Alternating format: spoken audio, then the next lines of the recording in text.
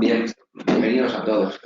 Estamos en un acto que, como bien sabéis, desde el colegio hemos organizado un programa bastante ambicioso en torno a la Semana de Arquitectura y hoy le ponemos colofón con la conferencia de Dino.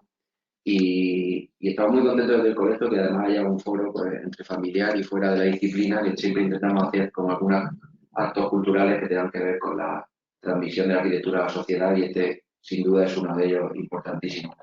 Como estamos, ¿ha saltado eso? No sé qué hice, sí. Es que Espera, como aquí la tenemos aquí a moví, Antonio, el informático. Si hay algún ya, problema, ya está está Antonio bien. aquí. Bueno, yo voy a hacer una breve reseña de Dino, que como ya digo, como estamos muy en familia, pues de todo sobra conocido. Pero bueno, es arquitecto por la Facultad de Arquitectura de la UNAM en 1986 en México y doctor en arquitectura por la Universidad Politécnica de Cataluña en 1996. Investigador titular del Centro de Investigaciones en Arquitectura, Urbanismo y Paisaje en la Facultad de Arquitectura ha sido editor de la revista Bitácora de Arquitectura de los números 1 al 11 y coordinador del taller Max Zeto del 2001 al 2005, del CIAU del 2014 al 2019. Especialista en Historia de la Arquitectura del siglo XX, ha participado en congresos y dictado conferencias en varios países. En 2011 recibió el premio Juan O'Rourke del Colegio de Arquitectos de México por su labor de investigación. Es miembro de Docomomo México y académico emérito de la Academia Nacional de Arquitectura. Es curator de las exposiciones Félix Candela 1910-2010, presentada en Valencia, España, Ciudad de México y Nueva York. Cascarones de Candela, que mañana, por cierto, dará una conferencia sobre Candela en la Universidad Politécnica de Cartagena. Y presencia del siglo español en la arquitectura mexicana, que es un poco lo que hoy nos reúne aquí a todos, en el Palacio de Bellas Artes y 5 sedes pues, mexicanas más. Su libro, Félix Candela, 1910-2010, Guía Candela y Arquitectos Españoles exiliados en México, han sido finalistas en las 3 bienales iberoamericanas de arquitectura y urbanismo.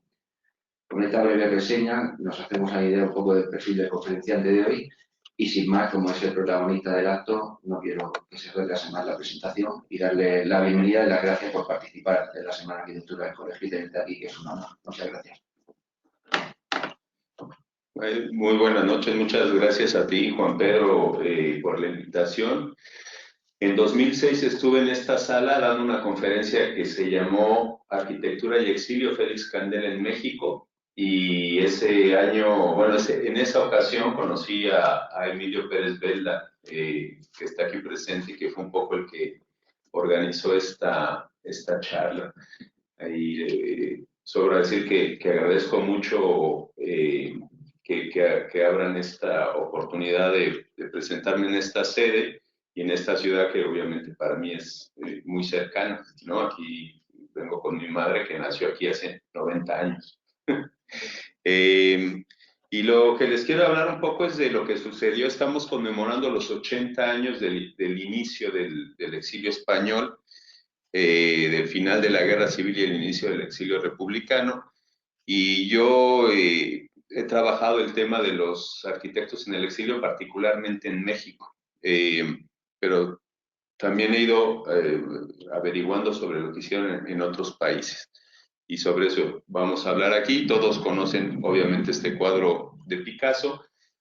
Es mundialmente conocido, pero es poca la gente que sabe que fue un encargo. Bueno, primero que Picasso se inspiró, bueno, en el bombardeo terrible de la población vasca de Guernica.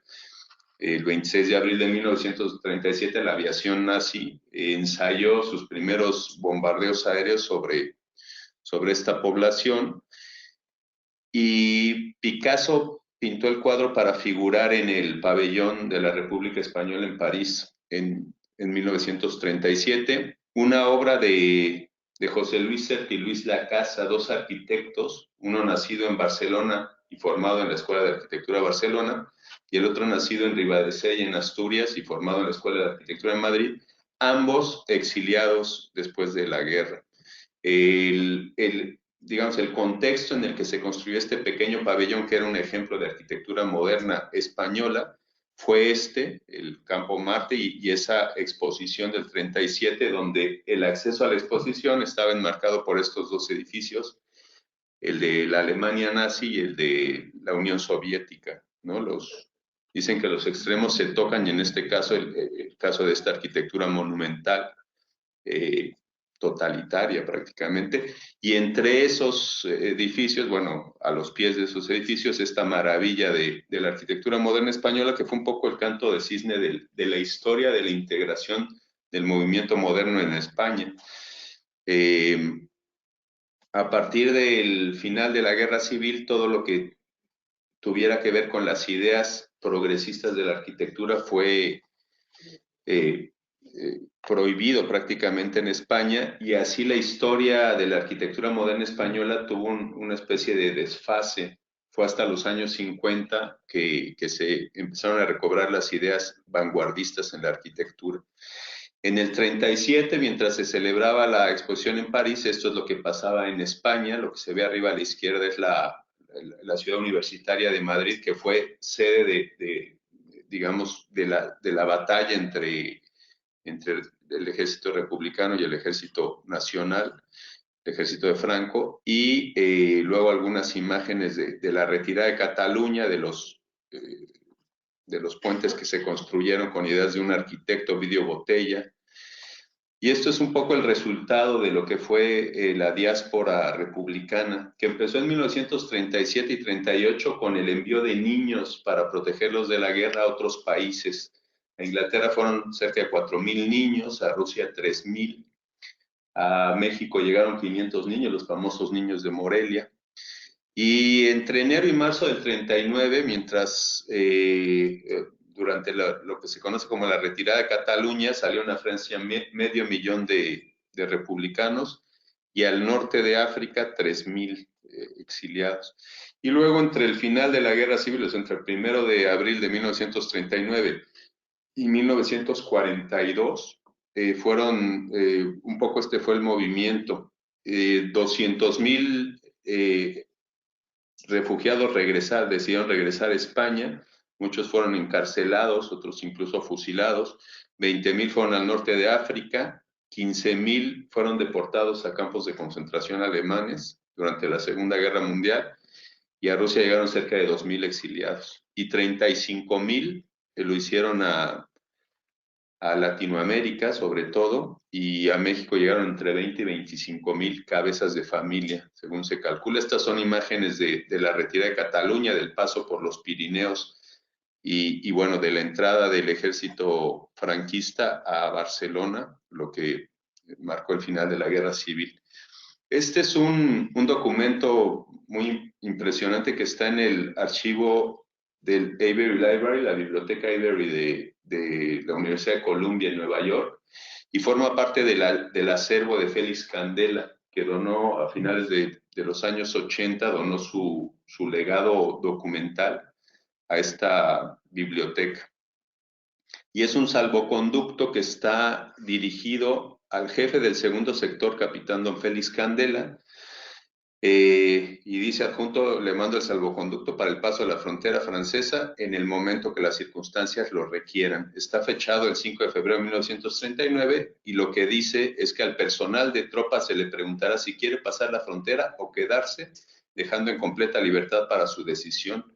El personal que quiera pasar la frontera será también conducido por un oficial con salvoconducto. Y la firma que encabeza este documento es la de Félix Candela, que en aquel momento tenía 29 años y había terminado la carrera en 1935 y era un ilustre desconocido, pero será el arquitecto más famoso de entre el medio centenar de arquitectos que salieron al exilio.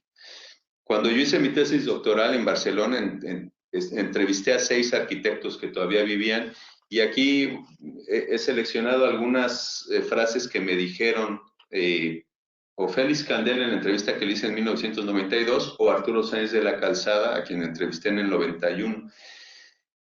Yo los entrevisté cuando todavía no había hecho mi investigación de archivos, y luego, haciendo investigación de archivo pude corroborar mucho de lo que ellos me dijeron, y por eso me pareció importante comentarlo aquí. Félix Candela me dijo en la entrevista que le hice en verano de 1992 en Madrid, me dijo: en la retirada de Barcelona hacia la frontera evitamos ir por la carretera, pues estaba atascada de gente y de vez en cuando bombardeaban o ametrallaban con aviones, así que elegimos un camino poco menos trillado y llegamos a la frontera por una especie de senda. llevábamos unos carros con mulas que los tuvimos que dejar, etcétera, y dice, yo me quedé con una yegua que pasamos hasta el otro lado. Esa especie de senda es esta que yo recorrí hace 5 años, cuando se conmemoró el 75 aniversario del final de la Guerra Civil. Hice un recorrido por Lavallol y por esta zona de los Pirineos y crucé la frontera por ese sendero. Sáenz de la Calzada, sobre la misma experiencia, porque iban juntos en ese momento que cruzaron la frontera, me dijo en otro momento, lo había entrevistado el año anterior, me dijo, llegamos por un pueblocito fronterizo, Lavallol, que fue por donde traspasamos la frontera el día 8 de febrero de 1939. Las unidades llegaban casi completas a la frontera y allí se daba a elegir a los soldados entre quedarse o cruzar. Algunos prefirieron quedarse, pero la mayoría cruzamos. Después, como hatos de ganado y con el ale, nos llevaron por la carretera que estaba vigilada militarmente hacia el campo de San Ciprián, que estaría a unos 60 kilómetros. Dormimos una noche en un bosquecillo que había a las afueras de un pueblo francés. Y estas son imágenes de los campos de concentración que también encontré después de estas entrevistas. Sobre ello, Arturo Sáenz de la Calzada comentó, eran unos llanos inhóspitos detrás de unas marismas muy feas, con unos ventarrones de tremendos, y no había más que unas alambradas de 100 por 100 metros y en cada esquina un senegalés con un ametrallador. Esta es la imagen de esa conmemoración de los 75 años. Fuimos a la playa de Argelès, que ahora es un sitio de turismo, ¿no? Como muy elegante. Pero esto era lo que pasaba en el 39. Candela me contó esto, no nos dieron nada durante varios días. Matamos la yegua y nos la fuimos comiendo. Esta foto la encontré después y no sé si es la yegua de Candela, obviamente, pero me impresionó mucho. Y luego dice, no había agua, por lo que se metían unos tubos en la arena con una bomba, aquí se ve, se sacaba agua de allí, agua de mar filtrada. Pero al cabo de 2 o 3 días, como íbamos a hacer todas nuestras cosas en el mar, pues al filtrar esto y aquello agarramos unas diarreas tremendas. La imagen que ven abajo, esa acuarela, es de Eduardo Robles Piquer, que era un compañero de Candela en la Escuela de Arquitectura, y llegaron juntos a México. Bueno, estuvieron juntos en el campo de concentración y llegaron juntos a México. Y Candela me había contado, no estaba nada organizado, por lo que empezamos a organizarnos por nuestra cuenta. A mí me hicieron jefe de ingenieros de uno de los campos y me fui con un camión a un almacén que pusieron los franceses a buscar algo de material de construcción, unas lonas, unos palos. A los 3 o 4 días teníamos una tienda de campaña bien grande. Poco a poco nos hicimos una caseta de madera, organizábamos ahí reuniones, jugábamos a las cartas, incluso me llegó a decir esto, ¿no? Y además lo recordaba con cierto humor. Digo, lo pasamos bastante bien en el campo. Primero porque ya no nos tiraban bombas y eso era una tranquilidad bastante respetable, y luego porque poder subsistir era más o menos fácil.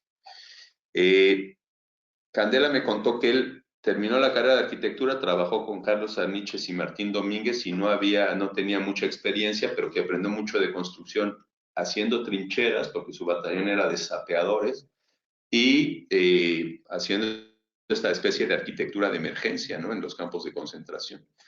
Cuando yo hice mi tesis doctoral, yo había empezado la tesis de arquitectos españoles exiliados en México, porque conocía algo de la obra de Candela y había tenido en la UNAM a 2 profesores, a Imanol Ordorica y José Luis Benlliure, que eran niños del exilio que habían hecho la carrera en México. Y entonces yo pensé que, bueno, sí, un tema interesante, pero cuando empecé a rascar un poco y a tirar de la hebra, pues aparecieron medio centenar de arquitectos exiliados, la mitad de los cuales llegó a México, 2 docenas llegaron a México. La mayoría quedaron en Latinoamérica y de ellos la mayoría en México. Y esta es una lámina que hicimos para una exposición que se llamó Arquitecturas Desplazadas, Arquitecturas del Exilio Español, que se presentó en las arquerías de los nuevos ministerios en 2007, al calor de la entonces muy reciente Ley de la Memoria Histórica. Ahí Henry Vicente, un colega venezolano que estaba haciendo su tesis doctoral sobre los arquitectos exiliados en Venezuela, me invitó a colaborar y esto es un poco el resultado de aquel trabajo. Y este mapamundi estaba en esa exposición, los 50 arquitectos que que se distribuyeron, cada puntito es un arquitecto y a dónde fueron a parar. Al final de la guerra, los colegios de arquitectos trabajaron hicieron un proceso de depuración sociopolítica y a todos los arquitectos que habían colaborado con la República los sancionaron con diferentes sanciones que iban desde la inhabilitación perpetua para el ejercicio público y privado de la profesión hasta pues unas sanciones más leves como la contribución de tercer grado en el ejercicio privado de la profesión. Depuraron a un total de 83 arquitectos, algunos tan importantes como Josep Puig i Cadafalch, que era, digamos, uno de los padres del modernismo catalán con Gaudí, o sea, ya era un hombre muy mayor cuando terminó la guerra civil, era catalanista y probablemente por eso fue depurado. Y bueno, los que están ahí en azul, 40 en total, estaban ya exiliados, estaban viviendo fuera de España. Sancionaron también a la primera mujer titulada en España, que fue Matilde Ucelay, se tituló en 1935, en junio, y en julio estalló la guerra. Y luego, por ejemplo, Secundino Suazo fue deportado a las Islas Canarias, después ya regresó y se reincorporó. Fue muy dramático esto y después lo retomaremos al final de la charla. Estos son arquitectos que se exiliaron en Sudamérica. Rivas Seva y Bonet, Antonio Bonet, estuvieron en España. Antonio Bonet se hizo muy famoso, era muy jovencito, era el más joven de todos ellos y diseñó en Buenos Aires la famosa silla mariposa y colaboró con Curchan Ferrer y Ardoy en esta revista austral. Hizo ese tipo de arquitectura en Buenos Aires, en Punta del Este, en Uruguay. 4 de ellos se exiliaron en Colombia, hicieron una obra interesante. También todo lo que está en recuadro rojo es algo de lo que hicieron estos arquitectos en Colombia. Y estos son los que llegaron a México, la mitad de ellos, ¿no? Aquí están, en el recuadro aparecen 23 arquitectos, que son esos que aparecen entre los que llegaron a México, la mayoría, insisto, a Latinoamérica, aunque uno de ellos, José Luis Ser, que fue muy importante, fundador del Gatepac en España, fue a Estados Unidos y tuvo mucho éxito, o sea, fue un arquitecto muy exitoso y llegó a ser chairman de la Escuela de Diseño de Harvard, por ejemplo, y los pocos que quedaron en Europa. 2 de ellos habían estado en Moscú como su primer exilio, y después Luis Lacasa, que era uno de los autores del Pabellón Español de la República, se fue a Pekín, mientras que Manuel Sánchez Arcas, arquitecto muy importante de la generación del 25, se fue primero a Varsovia, trabajó también ahí, y luego a Berlín Oriental. El exilio español llegó a México, bueno, los exiliados españoles llegaron a México gracias al apoyo que brindó Lázaro Cárdenas y su grupo el cuerpo diplomático que tenía en Francia, entre ellos Gilberto Bosques, Narciso Bassols, Ignacio Rodríguez, que apoyaron liberaron a muchos de los exiliados de campos de concentración y los montaron en barcos rumbo a México. Hubo varias expediciones, la primera fue la del Sinaya, que llegó a México el 13 de junio de 1939. El 13 de junio pasado conmemoramos en Veracruz los 80 años de la llegada del Sinaya, que marca, digamos, el inicio de la llegada de los 20,000 exiliados que llegaron entre el 39 y el 42. El único arquitecto que había estado en México, el único de los 24, bueno, de estas 2 docenas, era Mariano Rodríguez Orgaz, que había estado en 1932 y 33 haciendo levantamientos arqueológicos en Xochicalco y en Teotihuacán. Estas son imágenes, por ejemplo, de Bernardo Giner de los Ríos llegando en diciembre de 1940 a México con su familia, o el último que llegó de estos arquitectos fue Tomás Bilbao a bordo del NIAS en mayo de 1942. Y este es el tipo de documentos que les daba el SER, el Servicio de Evacuación de Refugiados Españoles. En este caso es la identificación con la que viajó Óscar Coll Cuando hice mi tesis, digamos que es el resultado de mi tesis, estudié la trayectoria de los 25, bueno, 20, en realidad llegaron 25, dos de los cuales murieron recién llegados y uno de ellos, muy poco tiempo después, emigró, bueno, se fue a Noruega y ya se estableció en Noruega. Entonces, en realidad aquí aparecen 23 y yo los dividí en tres generaciones. La primera generación de arquitectos que tenían más de 50 años cuando llegan al exilio y que tenían una trayectoria muy importante, habían consolidado una carrera reconocida como arquitectos y todos tuvieron cargos importantes en el gobierno de la Segunda República. Entre ellos está Bernardo Giner de los Ríos, por ejemplo, y Tomás Bilbao, que es un arquitecto que después, bueno, actualmente hay quizá nuestra arquitecta, una de nuestras arquitectas más famosas mexicanas es Tatiana Bilbao, que es nieta de Tomás Bilbao. Después una segunda generación de arquitectos que tenían alrededor de 40 años cuando llegaron a México. Yo en mis conclusiones decía que esta es la generación que más sufrió el desgarrón del exilio. Los mayores prácticamente no deshicieron las maletas esperando su regreso a España y todos murieron en México. Pero digamos que ya habían consolidado su carrera. En cambio, esta generación estaba consolidando su carrera y se vieron, digamos, desgajados de España. Y en México les costó mucho trabajo reubicarse. Trabajaron con arquitectos mexicanos, aunque Jesús Martí tuvo ya una empresa propia y hizo mucha obra. Pero en cambio, Emili Blanc regresó a Cataluña, a Gerona.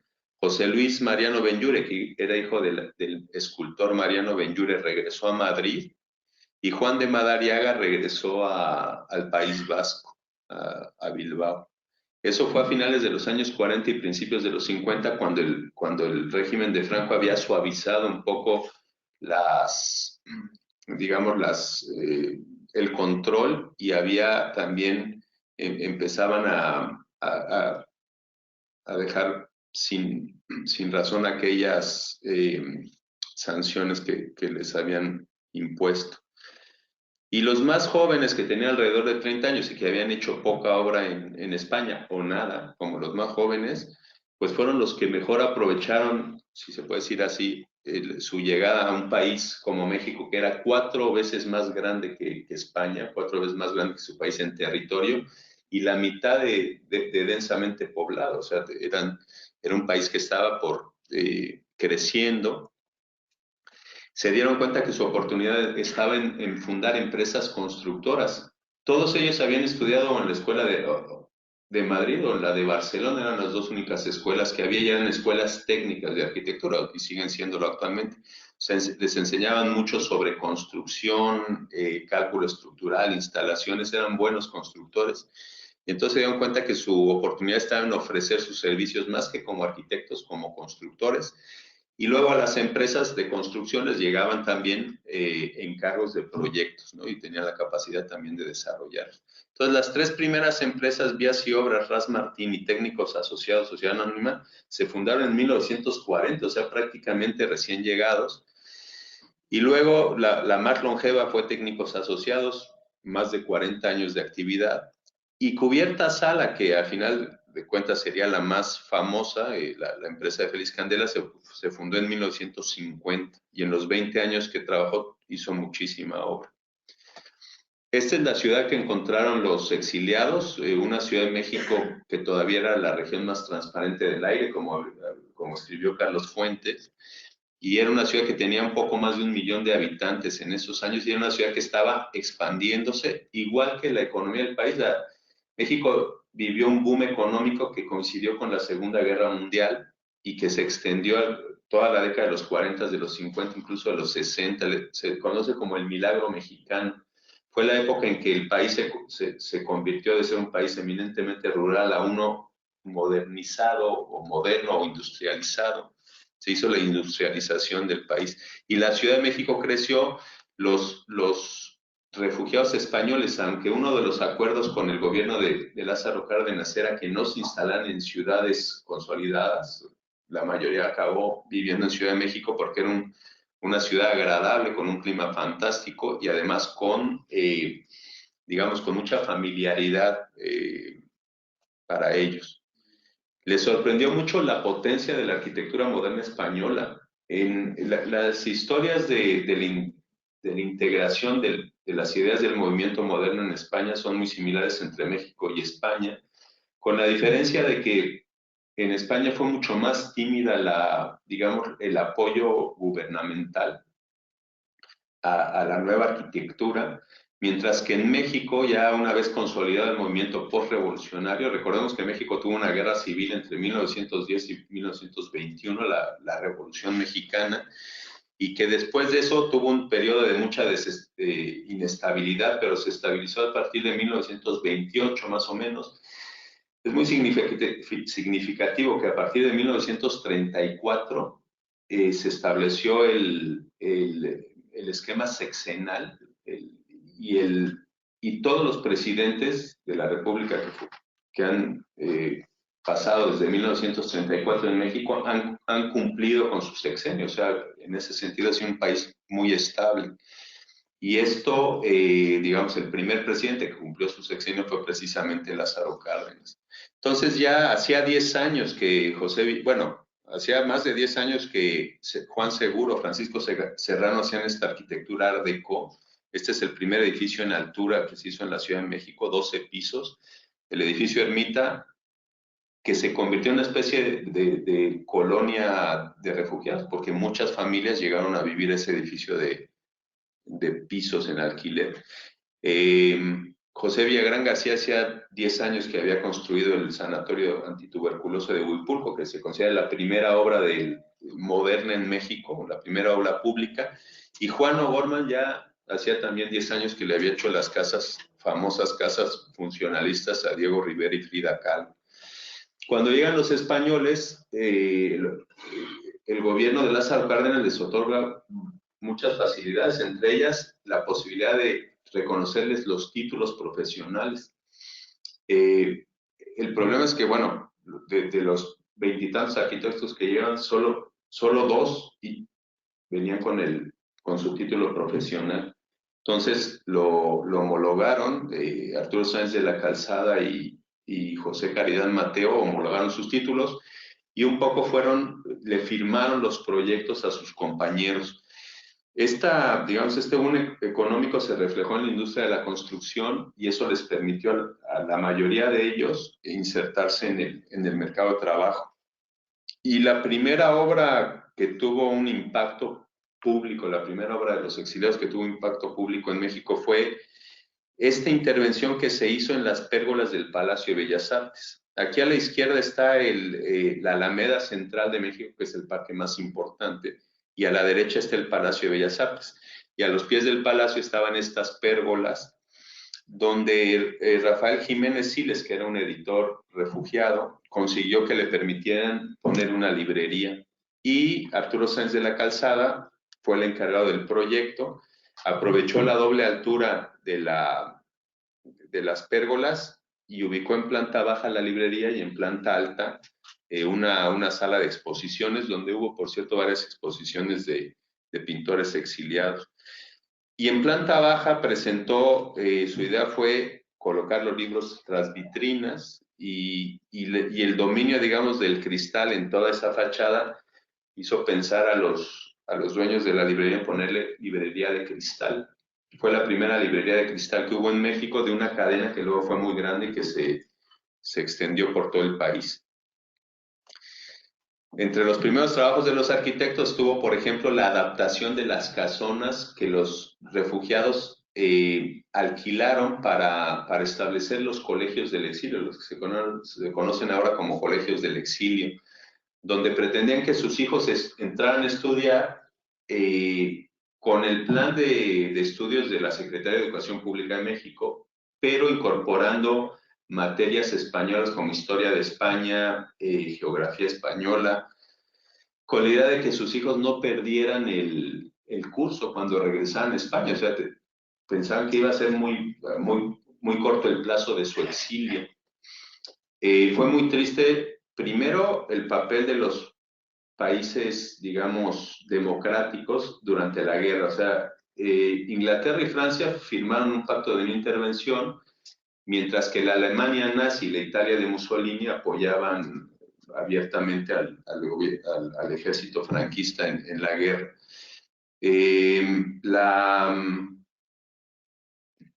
La guerra mundial empezó unos meses después de que acabó la Segunda Guerra Mundial, quiero decir, empezó unos meses después de que acabó la Guerra Civil Española, y hay historiadores que sostienen que la Segunda Guerra Mundial empezó en España, o sea, fue una especie de calentamiento, digamos, o sea, los nazis y los italianos ensayaron en España y digamos que tomaron vuelo en España para lo que fue después la Segunda Guerra.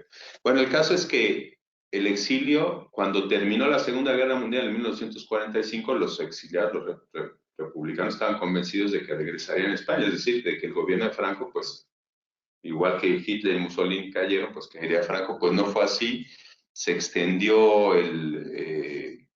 bueno, se convirtió en una dictadura el gobierno de Franco, y los exiliados ya perdieron la oportunidad de regresar. Bueno, perdieron la esperanza de volver a su país. Yo estudié en el Colegio Madrid, fue uno de los 4 que fundaron entre el Instituto Juan Ruiz de Alarcón, el Instituto Luis Vives, la Academia Hispano-Mexicana, donde estudió mi madre, y el Colegio Madrid, donde estudiaron yo con mis hermanos, etcétera, muchos hijos de exiliados. Y cuando yo estudié a mediados de la década de los 60, todavía nos enseñaban geografía de España, historia de España, hacíamos homenajes cuando hacíamos el homenaje a la bandera de México, hacíamos también homenaje a la bandera republicana y cantábamos el himno de Riego. Entonces era como, no sé, como una especie de burbuja donde nos enseñaban a seguir y nos enseñaban los principios de republicanos. Bueno, también la colonia agrícola Santa Clara fue uno de los primeros trabajos, por ejemplo, de Jesús Martí como proyectista y de Félix Candela como jefe de obras. Y Unión Nacional Mexicana de Construcciones fue una de las empresas que fundaron los organismos de ayuda al GERE, el CER y la JARE. También las casas regionales como el Orfeo Catalá o el Centro Gallego, pues incorporaron no solo a los arquitectos, ¿no? También a diferentes paisanos en sus senos. Y luego, bueno, aquí hay una foto famosa, bueno, digo, de la famosa tertulia del Sorrento, que era donde se juntaban León Felipe y otros poetas, y donde los arquitectos hacían también su tertulia. De eso me habían contado Candela y Sáenz de la Calzada, y luego en los hijos de Jaime Ramonel, del que hablaremos después, nacido en Murcia, por cierto, este arquitecto. Pues los hijos me dieron esta foto donde aparecen Tomás Bilbao, Francisco de Trel, Jaime Ramonel, Félix Candela, entre otros. El Ateneo Español de México se fundó en 1949, ya cuando la esperanza de volver a España estaba ya prácticamente cerrada, y 8 de los cerca de 80 fundadores eran arquitectos. Muy brevemente, vamos a ver algo de lo que habían hecho los arquitectos en España antes de ir a México y de lo que hicieron en México. Por ejemplo, Francisco Azorín, que fue el más veterano de los que llegó a México, había sido fundador del Partido Socialista Obrero Español, se encargó del proyecto del mausoleo de Pablo Iglesias en el cementerio de la Almudena en Madrid. Había hecho este tipo de arquitectura en Andalucía, aunque él era aragonés, se estableció en Andalucía, y bueno, después se recuperó su memoria, incluso una calle en Córdoba lleva su nombre. Bernardo Giner de los Ríos había construido en 1917, él estudió en Bolonia, se tituló en 1915, y a su regreso, bueno, era sobrino de Fernando de los Ríos, a su regreso hizo el pabellón de párvulos de la Institución Libre de Enseñanza, y luego en la época de la República fue el jefe de la sección de construcciones escolares del Ayuntamiento de Madrid, que construyeron muchos grupos escolares en esos años. Cuando llegó a México, fue el arquitecto que intervino el Colegio Madrid, entre otros, y con Diego Martínez Barrio trabajó, fue miembro del gobierno de la República en el exilio, vivió un tiempo en París. Tomás Bilbao es probablemente el arquitecto que más había construido antes de salir de España, o sea, de ese medio centenar de arquitectos que salieron al exilio, Tomás Bilbao es impresionante la cantidad de obra que hizo, sobre todo en Bilbao, en su ciudad natal. Su padre era promotor, o sea, que construía mandó al hijo a estudiar a Madrid, el hijo se tardó mucho en terminar, según me contó su hija, la hija de Tomás Bilbao, era muy fiestero y tardó en recibirse, pero cuando volvió a España, volvió a Bilbao, hizo este tipo de edificios en el ensanche, hay muchos edificios en el ensanche bilbaíno, y está entre este de 1924 y este de 1936, ya cuando había estallado la guerra, pues se ve el tránsito estilístico entre una arquitectura muy ecléctica y una arquitectura que transita hacia las ideas del movimiento moderno, pasando por una etapa expresionista muy potente donde las ideas de Eric Mendelssohn, o sea, hay como mucha influencia de Eric Mendelssohn. Este edificio está en la ría de Bilbao, muy cerca del Guggenheim. Roberto Fernández Balbuena era profesor en la Escuela de Arquitectura de Madrid cuando estalla la guerra. Él había hecho varias obras con su hermano Gustavo, que falleció también en los años 30, y se dedicó mucho a la pintura. Esta es muy hermosa, esta pintura que se llama Mesa de Café, pintada en 1927, donde aparecen Pedro Salinas, Federico García Lorca, Ramón Gómez de la Serna, Jorge Guillén y Luis Rosales, ni más ni menos, ¿no? Luego él participó, él fue de los miembros del equipo que se encargó del salvamento del Tesoro Artístico Nacional. Estas son dos imágenes, las Cibeles, digamos, bajo la protección que le construyeron para los bombardeos, y el Museo del Prado cuando sacaron la obra que llevaron a Suiza. José Luis Benlliure López de Arana era hijo de Mariano Benlliure y de Lucrecia Arana, famosa cantante de zarzuela. Y esta pintura es de Joaquín Sorolla, donde aparece en un espejo, se ve al escultor, a Mariano Benlliure, y aquí están posando Lucrecia Arana y el niño José Luis Benlliure, que después estudiaría en la Escuela de Arquitectura de Madrid. Trabajó con Giner de los Ríos en la sección de construcciones escolares. Cuando llegó a México trabajó con dos grandes arquitectos, con Enrique de la Mora y con Enrique Yáñez. Tenía mucha facilidad para el dibujo. Estos son dibujos que tenemos en el archivo de Enrique de la Mora, que fue el autor de la primera iglesia moderna en México, la Purísima de Monterrey. Y luego en esta imagen está con el proyecto que hizo para la primaria y los parvularios o el kinder, como dicen en México, del Colegio Madrid. Ahí está el arquitecto con los trabajadores en las obras del Colegio Madrid. En esa primaria estudié yo en Miscuac. Juan de Madariaga era el arquitecto joven vasco con más proyección. Cuando salió de España había ganado varios concursos, entre ellos este del Grupo Escolar Tomás Meave para construir escuelas. Ya sabemos que fue uno de los programas más importantes de la República, de construcción de escuelas. Y cuando llegó a México trabajó con José Villagrán muchos años. Bueno, de hecho estuvo trabajando con él mucho tiempo hasta que regresó a Bilbao, pero también hizo obra por su cuenta para antiguos residentes vascos como Larresgoiti, que tenía mucho dinero, un empresario vasco afincado en México desde los años 20, y le hizo este edificio en la Avenida de los Insurgentes, en la glorieta de Chilpancingo. Un edificio que fue publicado en varias revistas de arquitectura de gran calidad, pero que tuvo que ser derruido después de un sismo, de un temblor en 1957. Jesús Martí, como les decía, de esta segunda generación fue el que más obra hizo, porque fundó una empresa constructora con otro antiguo residente, Manuel Suárez, que era un potentado asturiano, llevaba varios años en México, tenía mucho dinero.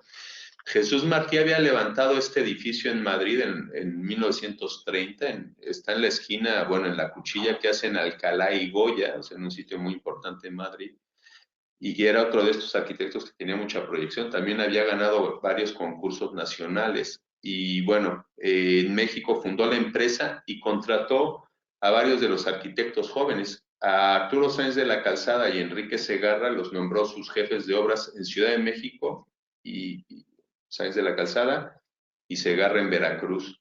Y entre otras muchas obras hicieron el famoso Hotel Mocambo de Veracruz y el famoso Hotel Casino de la Selva en Cuernavaca, que ya fue derruido.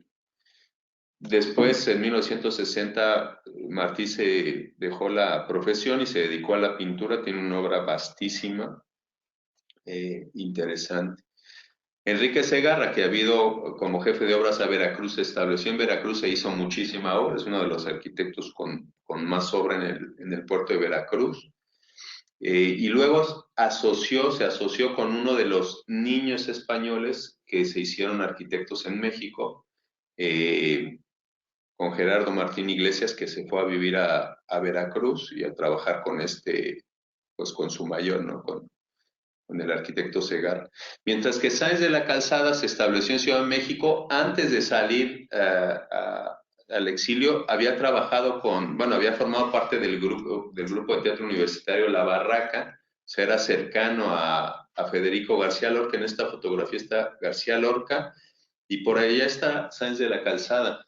Él fue mi principal fuente de información cuando hice mi tesis, y me contó que él viajaba con el grupo de teatro y sobre todo hacía las escenografías, que de vez en cuando lo ponían a actuar. Pero luego además había sido dirigente de las FUE, de la Federación Universitaria Escolar, y había ganado algún concurso también de arquitectura. Este es con Enrique Segarra, Ruiz Olmos y Díaz Arazola, habían ganado el concurso nacional de arquitectura de 1935. Entonces era también otro arquitecto que tenía mucha proyección.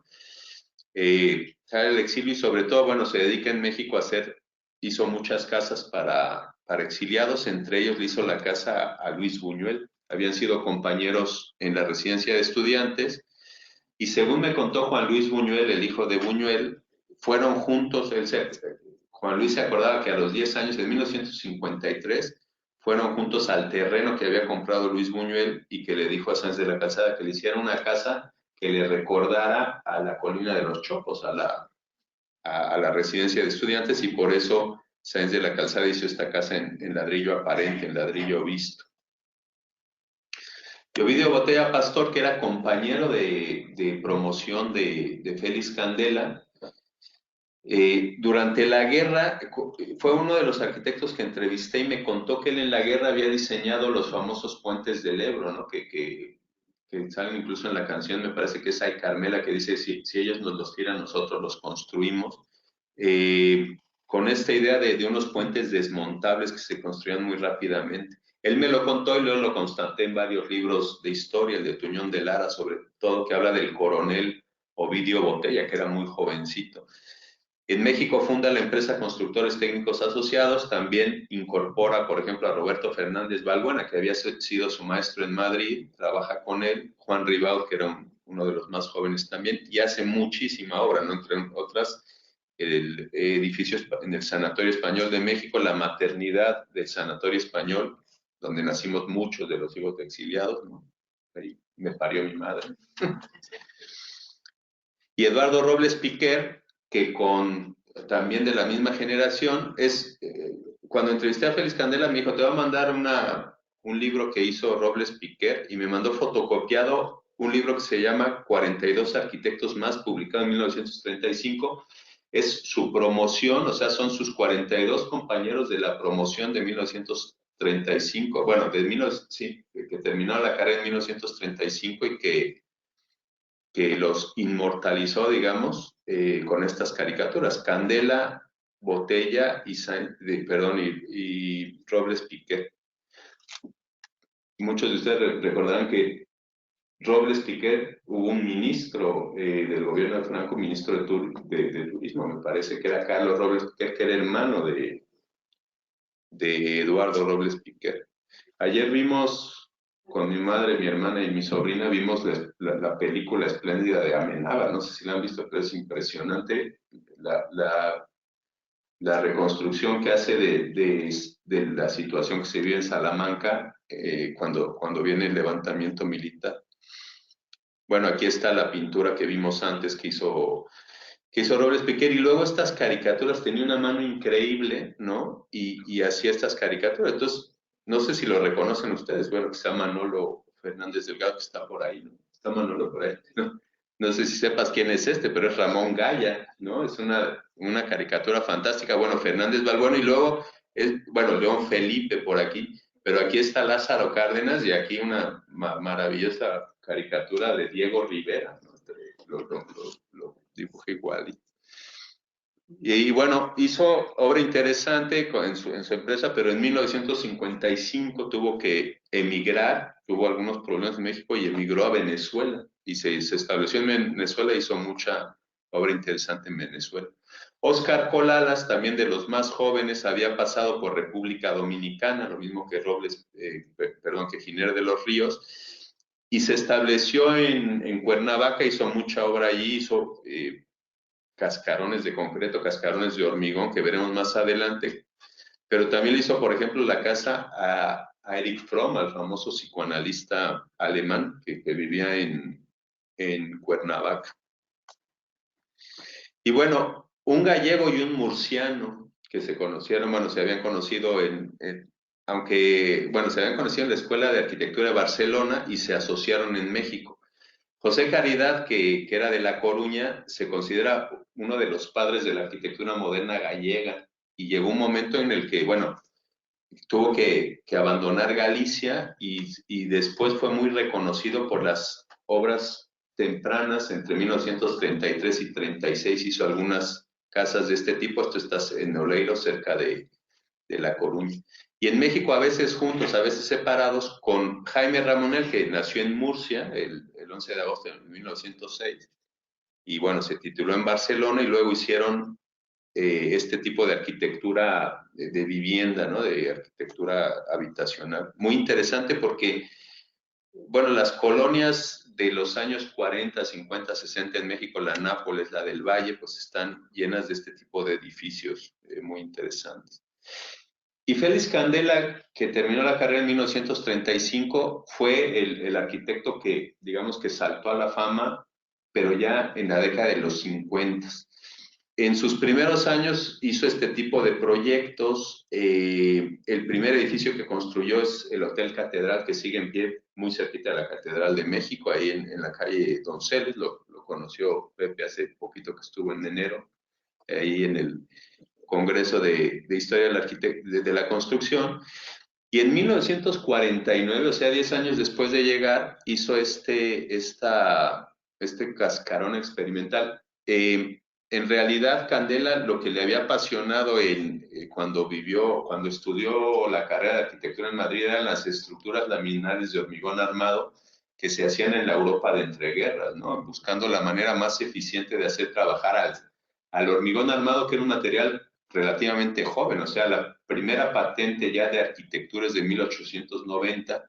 En 1920, 25, 30 están trabajando sobre estos temas. Es lo que más le apasiona a Candela, y entonces, pues, Freycinet en Francia, Dischinger y Finsterwalde en Alemania, Robert Maillard en Suiza, o particularmente Eduardo Torroja en España, están haciendo este tipo de estructuras. Eso le entusiasma a Candela, pero él llega con una mano delante y otra detrás, se pone a trabajar en varios proyectos y apenas, bueno, con el primer dinero que ahorra, lleva a su novia española a México, se casa con ella en 1940. En 1946 lleva a su madre y a sus dos hermanos, los lleva a México, su padre había muerto, y luego en 1947 construye su primer edificio en Ciudad de México, y en 1949, ya con algo del dinero que había ahorrado, puede hacer este cascarón, lo patenta y le llama bóveda ala, y es un cascarón, bueno, catenárico, inspirado en unas bóvedas que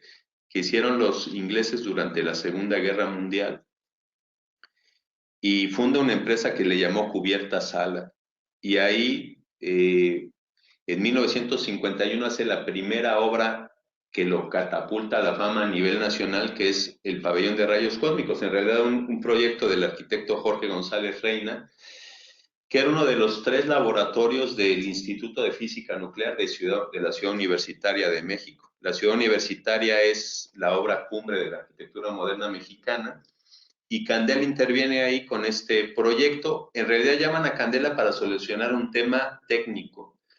Los científicos, el doctor Sandoval Vallarta, que es un emérito científico mexicano que inventó una máquina para medir rayos cósmicos, protones y neutrones, etcétera,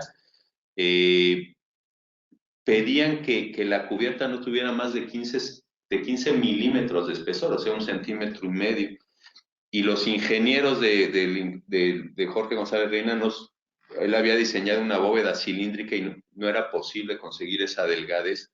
Y entonces Candela aplicó por primera vez el paraboloide hiperbólico, que es una forma geométrica que tiene las cualidades estructurales de hacer que resista, bueno, hacer muy resistente láminas muy delgaditas, ¿no? Por la superficie de doble curvatura inversa. Es un paraboloide que se forma con líneas rectas, y un paraboloide cortado con un plano horizontal y dos planos verticales te genera ese tipo de forma que le llaman silla de montar, porque es como la silla que le pones al caballo. Y con dos cubiertas de este tipo solucionó ese problema y lo publicó en la revista de arquitectura más importante en México, Arquitectura México. Insertó este anuncio que dice pabellón de rayos cósmicos en la ciudad universitaria, o sea, la obra cumbre, ¿no? Desde el momento.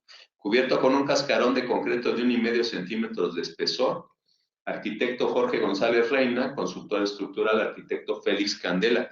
Así se anunciaba él, construido por Cubierta Sala, únicos especialistas en cubiertas laminares de concreto. A partir de ahí empezó, bueno, se hizo famoso, fue invitado a dar clases en la UNAM, fue profesor de varios de mis profesores en la UNAM, ahí está él dando una de sus clases.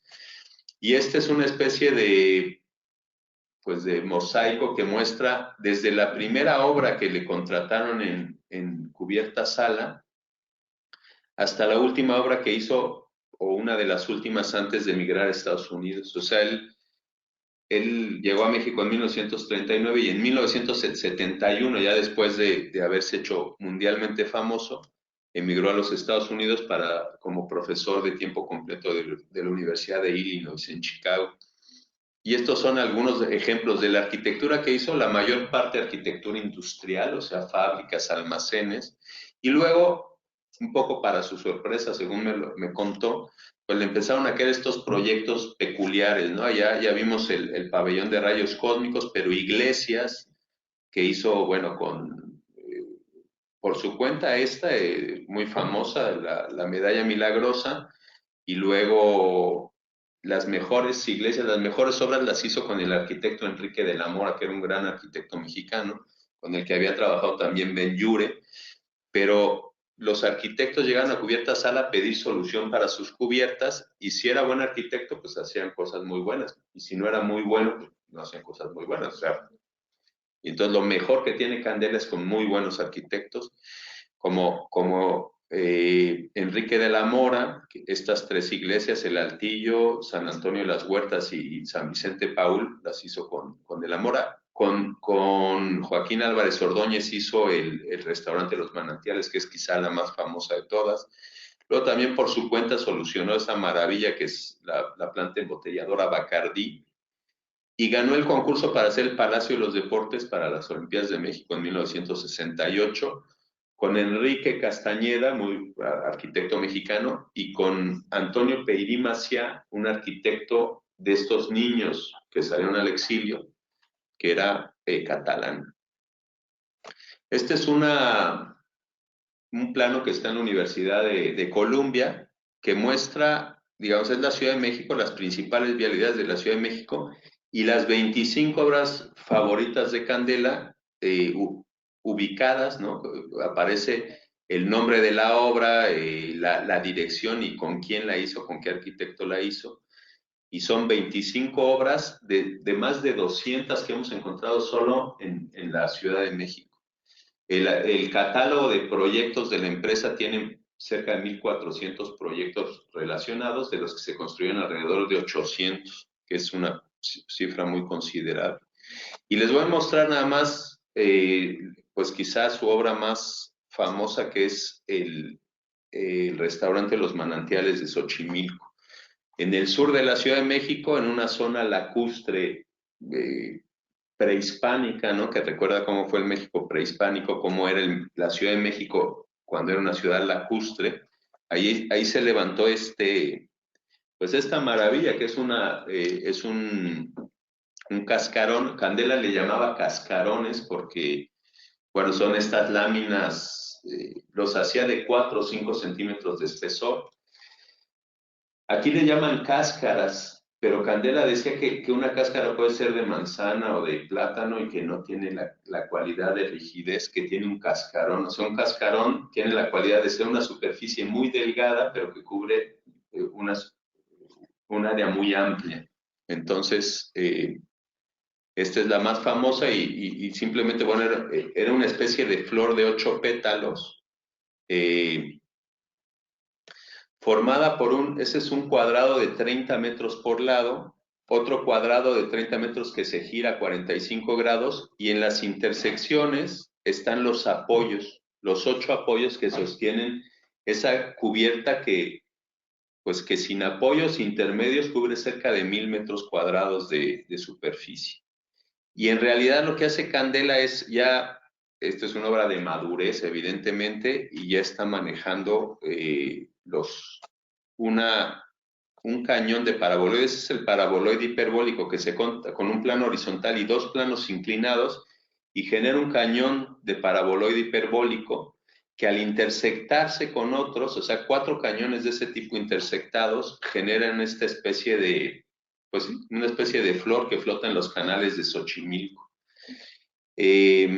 Candela, esto se publicó en todo el mundo y Candela decía que, bueno, que eso de que fuera una flor que flota en los canales de Xochimilco, que así lo escribieron muchos, pues que salió de casualidad, que él ya tenía esta forma en la cabeza. Entonces lo importante es entender que para hacer esa estructura, una vez solucionada la forma geométrica, tenía que construirse, evidentemente. Y entonces la parte más compleja de la construcción era esto precisamente, cómo hacían le decimos cimbre en México, aquí dicen encofrado, ¿no? El encofrado. Y ahí está un poco el proceso para la construcción. Hay una serie de fotografías de Juan Guzmán, que es un famoso fotógrafo exiliado, o sea, llegó a México con el nombre de Juan Guzmán, pero en realidad él era de nacimiento Hans Gutmann, un alemán que vino a las Brigadas Internacionales de la Guerra con su cámara. En España el Hans Gutmann le sonaba muy raro, le pusieron Juan Guzmán, o sea, se convirtió en Juan Guzmán y llegó y ingresó a México con el nombre de Juan Guzmán, ¿no?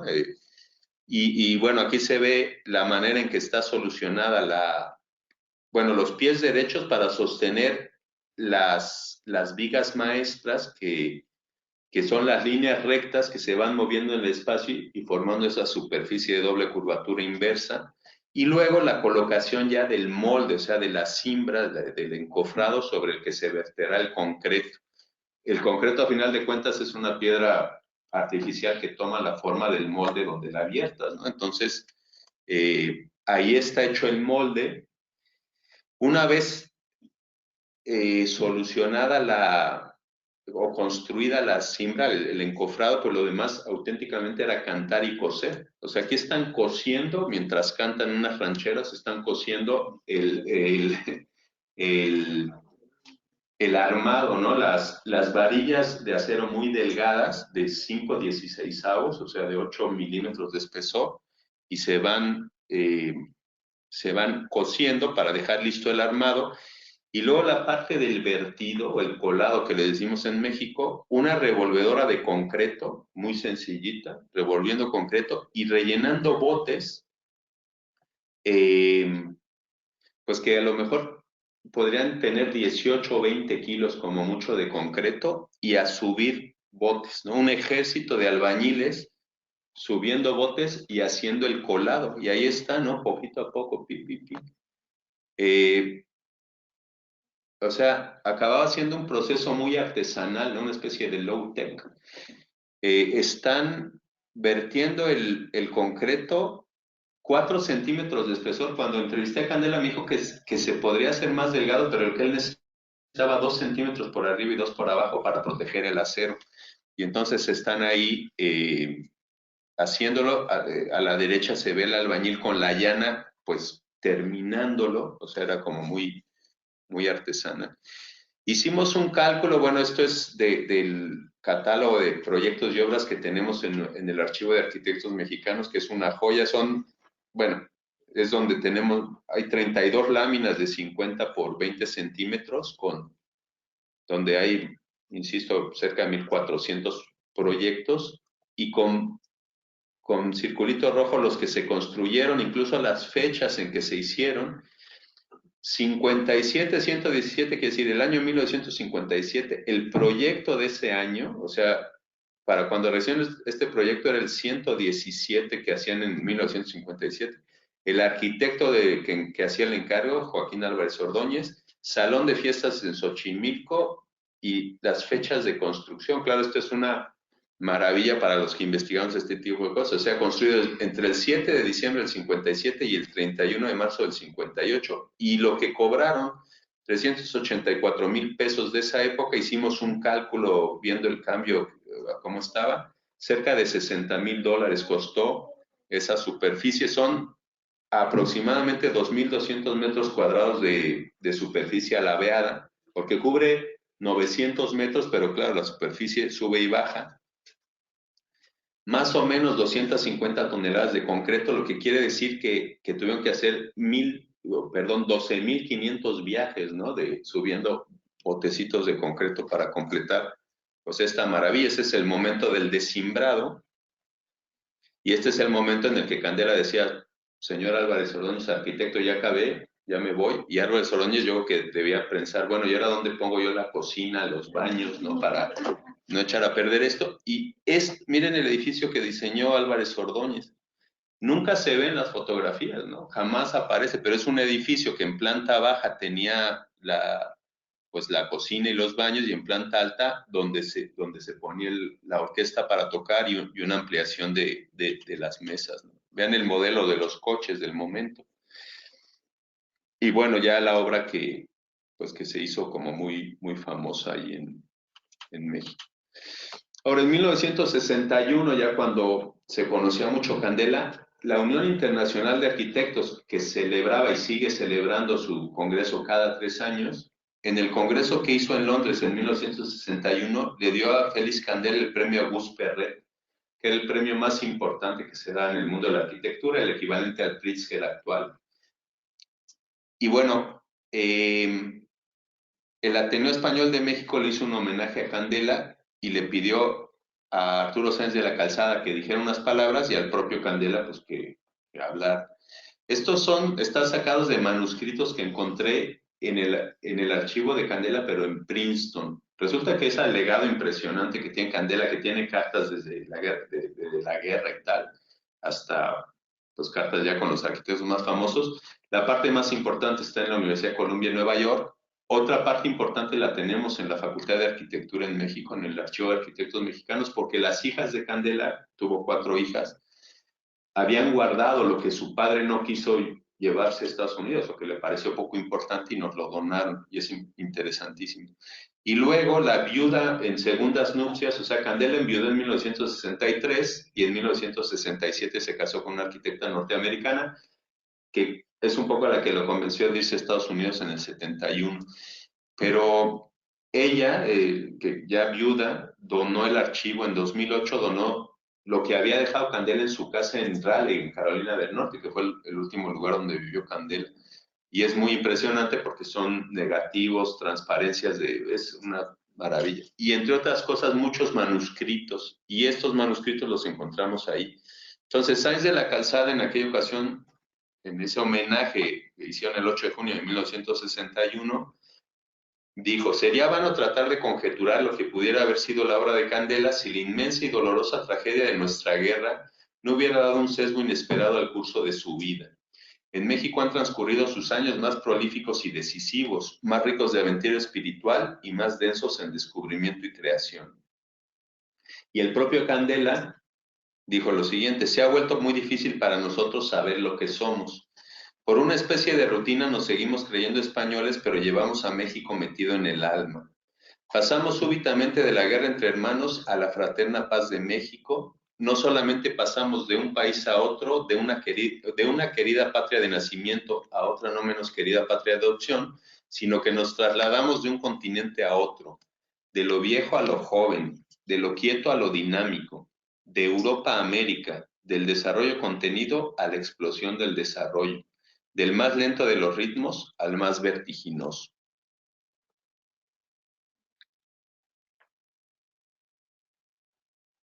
Esta es la última obra, bueno, no la última, porque después, esto lo hizo en 1968, el famoso Palacio de los Deportes. Ganó el concurso con sus compañeros Enrique Castañeda y Antonio Peirí, y bueno, es la obra, la última obra de Candela antes de ir a los Estados Unidos. Hizo también unas estaciones de metro que se inauguraron en 1969. Pero en el 71 emigra a Estados Unidos y no vuelve a construir, o sea, en Estados Unidos se dedica básicamente a la vida académica. Para construir este edificio, tuvo una asesoría muy importante de Emilio Pérez Piñero. En 1961, cuando Candela recibió el premio Auguste Perret, la Unión Internacional de Arquitectos organizó un concurso para estudiantes y jóvenes arquitectos, y el tema era una cubierta, bueno, cubiertas para un teatro, no me acuerdo exactamente cuál era el tema. Y lo que me contó Candela es que en Londres conoció a un joven español que se llamaba Emilio Pérez Piñero. Y bueno, el jurado de ese concurso, ni más ni menos que estaba formado por Félix Candela, Ove Aru y Richard Buckminster Fuller. Y este es Emilio Pérez Piñero, bueno, con uno de las maravillosas estructuras plegables que hizo a lo largo de su corta vida. Bueno, aquí está Emilio Pérez Belda, que es su hijo, está Mari Carmen Pérez, que forma parte de la Fundación Pérez Piñero, que está en Calasparra. Pérez Piñero nació en Valencia, Emilio, si no me equivoco, nació en Valencia, pero desde pequeño se fue a vivir a Calasparra, porque ahí en el castillo de Calasparra estaba la cárcel a donde fueron a parar muchos republicanos, entre ellos el padre de Emilio Pérez Piñero. Entonces, desde pequeño vivió en Calasparra, ahí montó su taller donde hacía sus estructuras, y ahí es donde tiene la sede la Fundación Emilio Pérez Piñero, que llevan Mari Carmen y Emilio, y que es una maravilla en realidad. Y lo que se ve a la derecha es el Museo Dalí de Figueras. Ahí se ven los huevos de Dalí, y ahí la estructura que estaba, la geodésica que estaba construyendo Pérez Piñero para el museo en 1972. Cuentan, bueno, incluso hay se puede ver en YouTube una entrevista a Salvador Dalí, que Salvador Dalí pretendió que esa geodésica se le hiciera Fuller, Buckminster Fuller, y que el propio Fuller le dijo, pero yo, ¿por qué se lo voy a hacer si en España hay alguien que las hace mejor que yo? Que era este jovencito Pérez Piñero. Le estaba construyendo ahí, y regresando de una visita de obra ¿qué coche tenía? Emilio, ¿un qué? Un Ferrari, volviendo desde Figueras a Calasparra, se mató en la carretera cuando tenía 37 años de edad, en 1972. Y eso fue un golpe para Candela, y es una parte, bueno, que he estudiado mucho Mari Carmen, porque se asociaron. Candela regresó a España en 1969. Lo habían invitado, bueno, ahora lo veremos esto, pero lo habían venido invitando desde mucho tiempo atrás sus colegas españoles, y él no quería regresar. Decía que no podía regresar mientras Franco siguiera en el poder. Pero al final volvió en 1969 para el 10º Congreso de la International Association for Shell and Spatial Structures, una asociación que había fundado Torroja en 1959, y que desde que la fundó Torroja se hace cada año en diferentes países, y cada 10 años se hace en España. Aceptó esa invitación porque ya conocía a Pérez Piñero y porque se quería asociar con él. Bueno, se asociaron, incluso hicieron proyectos para la NASA, o sea, hicieron unos proyectos de unos invernaderos en la Luna, etcétera, que no que no progresaron por unos problemas que hubo ahí, que quizá Emilio nos pueda explicar después bien, o Mari Carmen, qué fue lo que pasó con esos proyectos que hicieron. Candela, que tenía muy buena relación en Estados Unidos, era muy conocido, muy afamado, y Pérez Piñero. Bueno, pues Pérez Piñero le ayudó a Candela con muchas de las ideas para solucionar este casquete esférico, que es la estructura. En realidad es un casquete esférico hecho con estructura de acero y subestructuras de aluminio que sostienen paraboloides hiperbólicos, que es, a final de cuentas, lo que forma esta especie de como de caparazón de armadillo, ¿no? Que cubre el Palacio de los Deportes. Bueno, y esta es Candela ya dando clases en la UNAM. Aquí hay muchos arquitectos, algunos de los cuales fueron profesores de Mónica y míos. Aquí está una colega mía, Mónica Cejudo, que ha venido a un congreso de fortificaciones en Cartagena.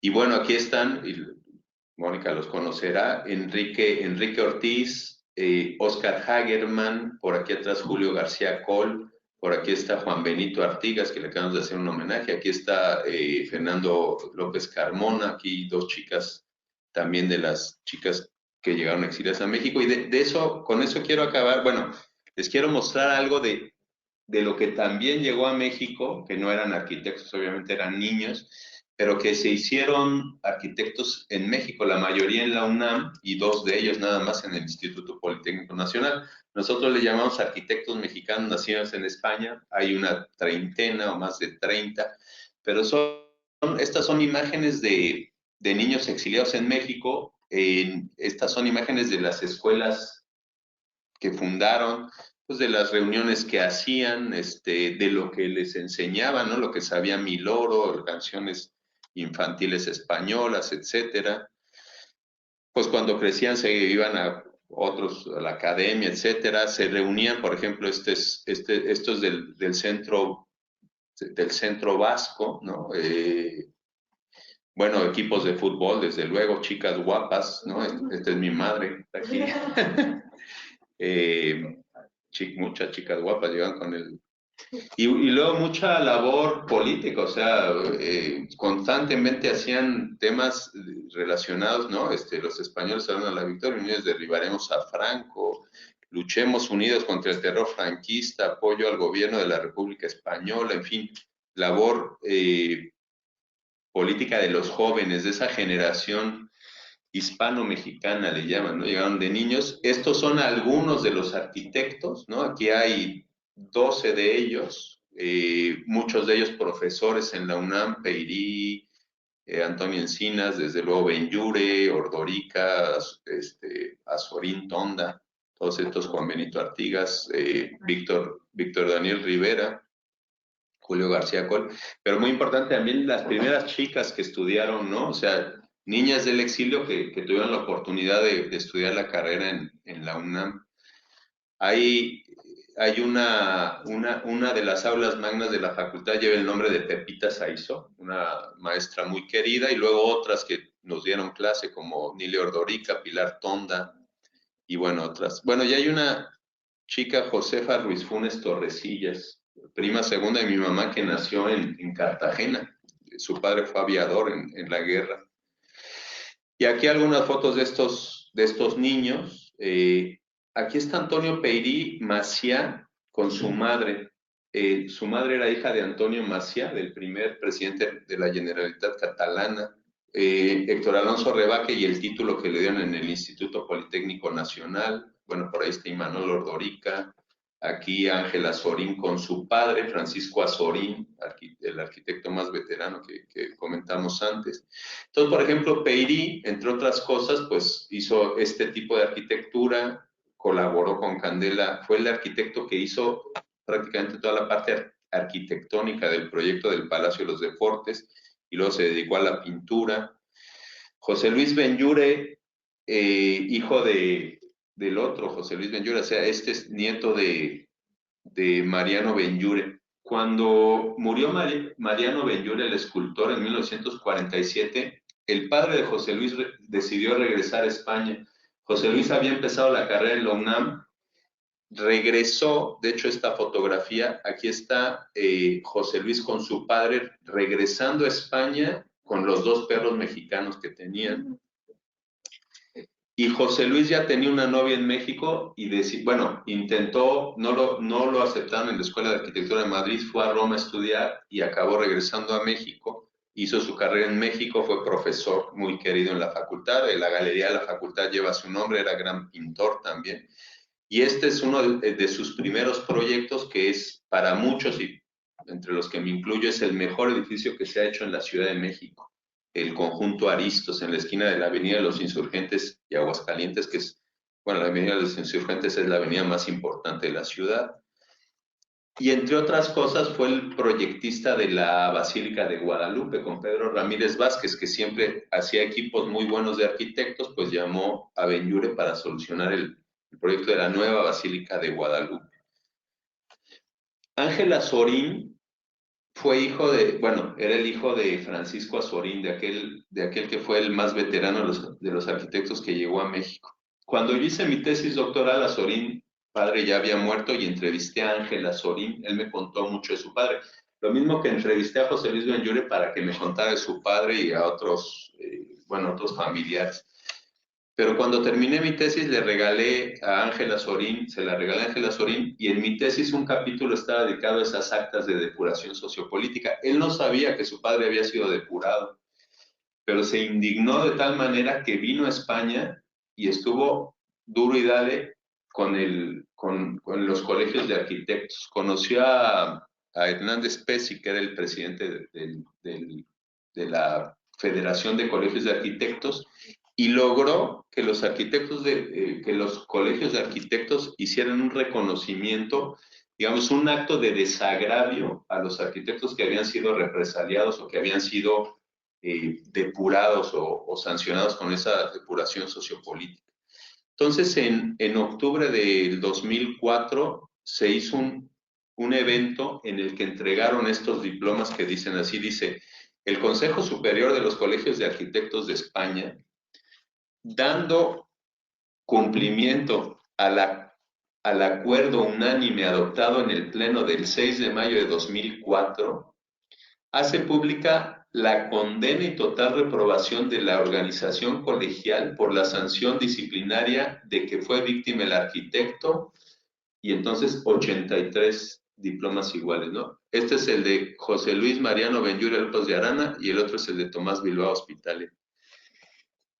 En el proceso, en el proceso de depuración política de los arquitectos españoles que tuvo lugar durante el periodo de posguerra 1939-1942, así se hace constar en conmemoración y desagravio por tan triste episodio de la memoria histórica de nuestra profesión. Esto fue en octubre del 2004, tiene mucho mérito porque no se había decretado todavía la ley de la memoria histórica, eso fue en 2006, entonces como que se adelantó a eso.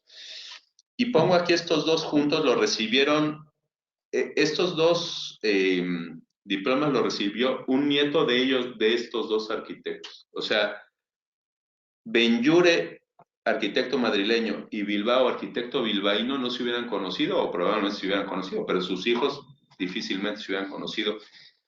Hay una cara positiva del exilio, a final de cuentas. Desde luego es una, digamos, una experiencia dramática, durísima, pero que se pudieron reconstruir sus vidas. Entonces, el hijo de José Luis, Mariano Benlliure, José Luis, y la hija de Tomás Bilbao, una de los 8 hijos de Tomás Bilbao era Mari Carmen Bilbao, se conocieron, se casaron y tuvieron, bueno, hay varios arquitectos Benlliure y Bilbao entre nuestros compañeros, ¿no? Entre mayores y menores. Entre ellas Tatiana Bilbao, como les decía antes, que es quizá la arquitecta mexicana más famosa del momento. Y yo quiero cerrar con esto. Bueno, este es el capitán Joseba Ordórica, que llevó el famoso yate El Vita a México y mandó a sus 3 hijos con su madre vía Nueva York y llegaron a México. Y esos 3 niños estudiaron arquitectura en México. Imanol, Nile y Joaquín. Joaquín murió bueno, cuando se iba a recibir, o sea, ni siquiera había acabado la carrera, se mató también en un accidente de carretera. Imanol se recibió y Nile también, y ambos fueron mis maestros. De hecho, yo empecé a trabajar con Imanol Ordorica antes de empezar mi carrera, porque Imanol Ordorica, que se tituló con este proyecto, un proyecto que él había construido antes de titularse, es el Hotel Elcano de Acapulco. Lo hizo para antiguos residentes vascos, para los Elorriaga. Aquí está Imanol en el equipo de fútbol de la Academia Hispano-Mexicana. A su lado está mi tío Mariano, el hermano de mi mamá, Mariano Ruiz Funes, y por aquí está Julio Verdegué. La hermana de Julio, Mercedes, se casó con un Elorriaga, en fin, son historias ya que se van trenzando, ¿no? Imanol proyectó estas casas. Estas son unas casas en el Pedregal de San Ángel, un proyecto urbano, una urbanización que hizo Luis Barragán a un costado de la ciudad universitaria de México, en el Pedregal de San Ángel, que antes no se podía ni habitar. Y entonces ahí hizo dos casas juntas, una para la familia Sacristán Ruiz Funes y otra para la familia del Cueto Ruiz Funes. O sea, estas son las hermanas Ruiz Funes, hijas de un murciano. Ellas dos nacieron aquí. Y esta es mi mamá y este soy yo en la rampa de acceso a mi casa. Pues esta foto está tomada en 1963 o 64, yo nací en el 61. Esta es la familia de mi abuelo, estos son mis abuelos murcianos, Mariano Ruiz Funes y Carmen Montesinos. Sus 4 hijos, Carmen, Manolo y Mariano, que nacieron en Murcia, y Conchita, que nació en México. Y bueno, el primero de los yernos de mis abuelos, que fue José Sacristán, y el primer nieto mexicano, que es Pepe Sacristán, mi primo. Y esto es el otro día que fuimos al Ministerio de Agricultura, porque mi abuelo fue ministro de Agricultura en el gobierno de Azaña en 1936. Entonces está mi abuelo y abajo está una de sus hijas, mi madre, los 2 hijos más pequeños de mi madre, o sea, mi hermana Fuensante y yo, y los otros 3 están en México. 2 de sus 9 nietas, 9 nietos, son 6 nietas y 3 nietos, y una de sus 3 nueras, por ahí tiene también un yerno que está en México. Y con eso quería acabar porque, bueno, estamos en Murcia y había que hablar de este murciano, de estos murcianos. Muchas gracias.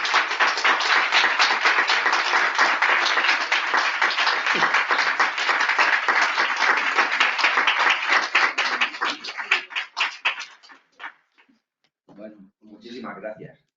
Bueno, después de la total entrañable, si alguien quiere comentar o si no, arriba tomando un algo, pero si tenéis alguna pregunta o queréis hacerla, es el momento.